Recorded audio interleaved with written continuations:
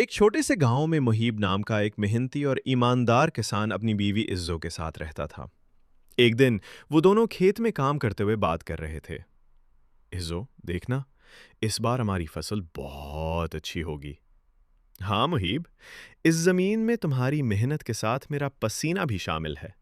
شام کو گھر واپس پہنچنے پر عزو نے کہا، محیب، لکڑیاں ختم ہو گئی ہیں۔ محیب نے جواب دیا، فکر نہ کرو، میں صبح جنگل جا کے لکڑیاں کاٹ لاؤں گا۔ اگلی صبح محیب جنگل گیا۔ لکڑیاں کاٹنے ہی والا تھا کہ اس کی نظر جھاڑیوں میں زخمی بندر پر پڑی۔ اوہ، یہ تو بہت زخمی لگ رہا ہے، شاید کسی جنگلی جانور نے حملہ کیا ہوگا۔ اسی دوران وہاں ایک سادھو آیا۔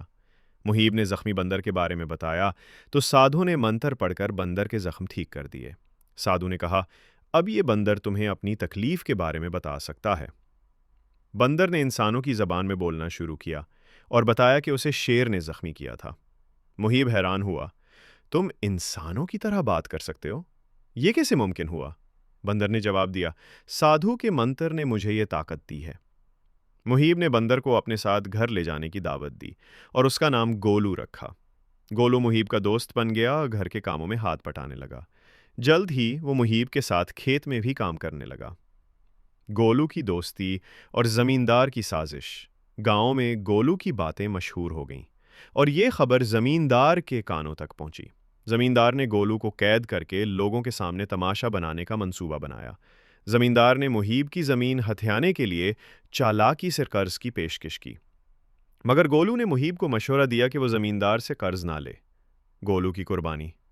ایک دن زمیندار نے محیب کے کھیت پر حملہ کرنے کا منصوبہ بنایا۔ زمیندار کے ساتھی بھیما نے محیب پر وار کرنے کی کوشش کی، لیکن گولو نے اپنی جان پر وار لے لیا۔